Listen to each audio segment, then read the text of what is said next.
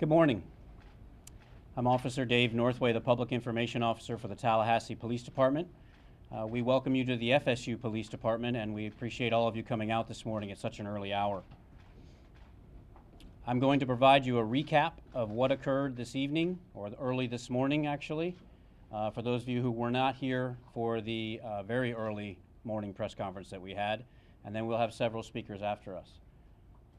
We are going to provide as much information as we can investigative-wise.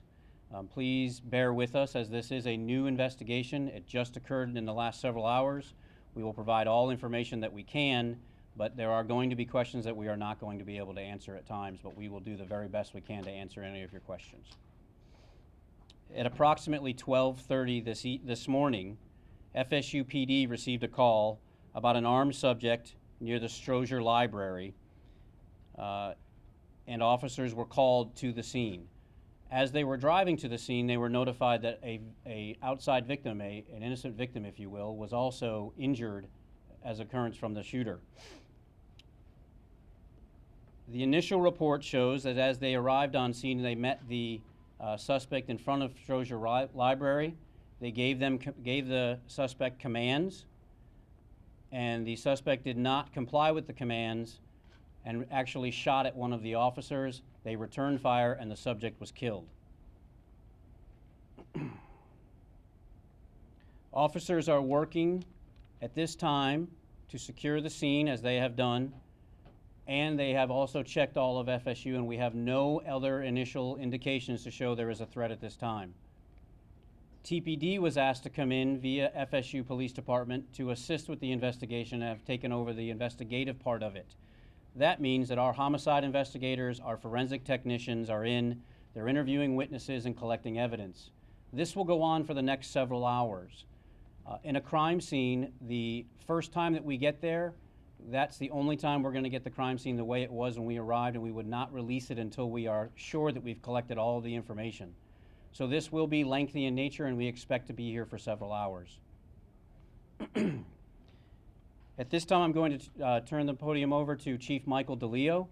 He will speak about the investigation, and then he will introduce the next speaker. Good morning. First and foremost, and after any type of tragic event like this, everyone's thoughts and prayers are first and foremost with our victims and their families at this time. Obviously, this will have long-lasting effects with all of them, and that's our priority first and foremost is to the victims and their well-being.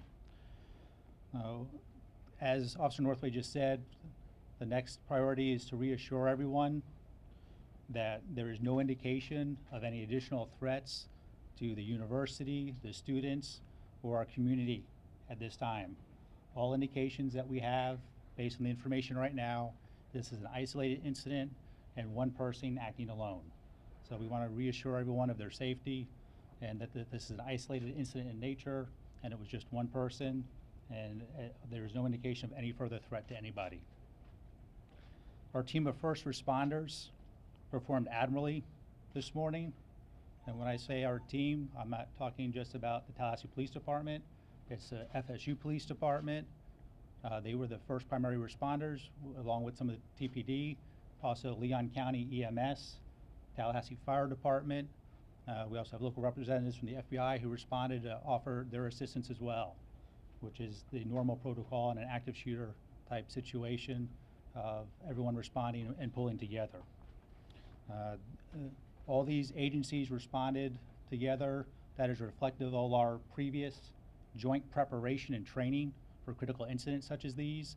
And this is why we focus so much attention on working together, planning together, and openly and constantly communicating with each other for these, thankfully, very isolated incidents. But we do pre-plan and pre-train for these incidents and hope to never have to use them.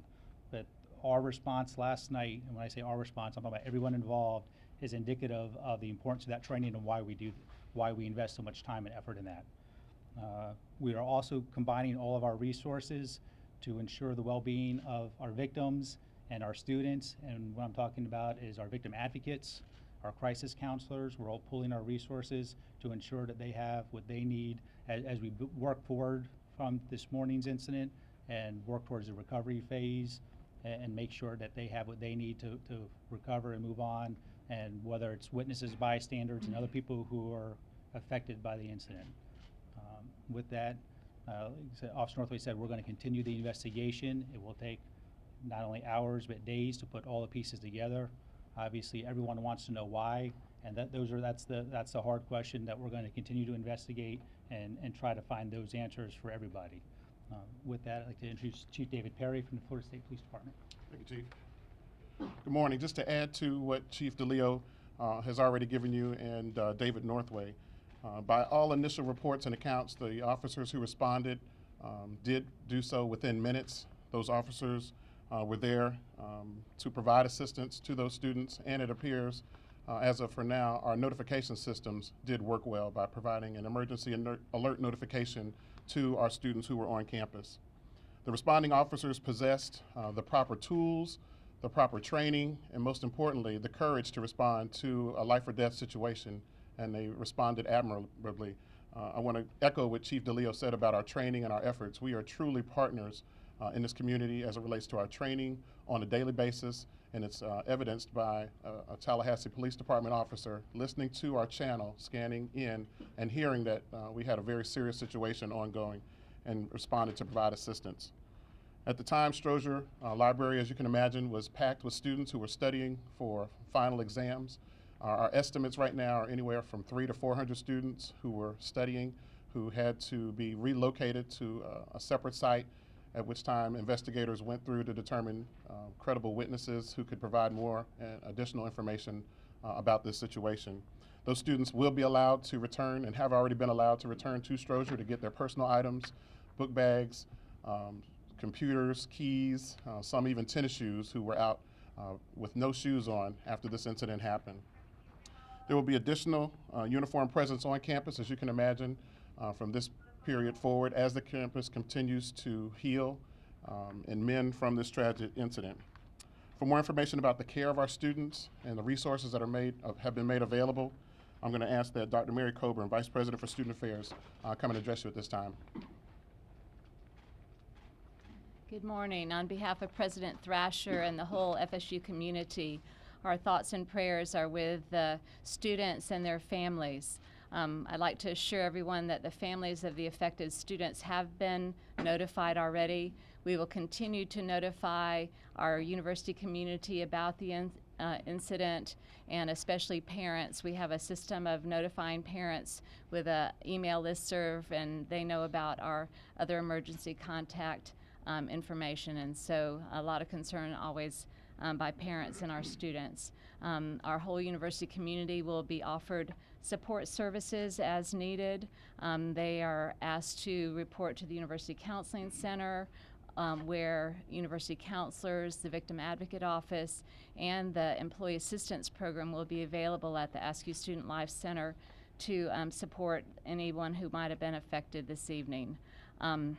Once we learned the scope of the situation, we did decide to cancel classes for today.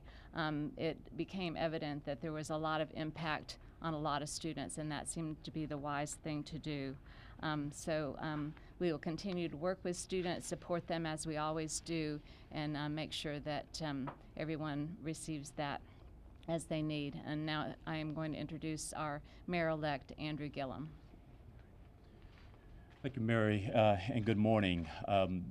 People across this community and across the country will wake up to learn of the unfortunate incident that transpired last night. We are extremely thankful for the quick response of the officers from the FSU PD and from the Tallahassee PD. Within 3 to 5 minutes, you had officers on the scene, and considering the fact that there were several hundred students that were in Strozier Library the early hours of this morning, if there is any positive news we can take from this occurrence, is that the victim count was not greater. Today, we are all FSU. We unite in a collective prayer for the immediate victims. But we also understand that from the students who were and the staff that were on the premises at the time, that this is also a traumatic occurrence. We know that for the Tallahassee community that feels so strongly connected to this university, that they will have some impact. It's one thing to read about these incidences in the newspaper or on the national news. It's another thing to experience it right here in your very own community.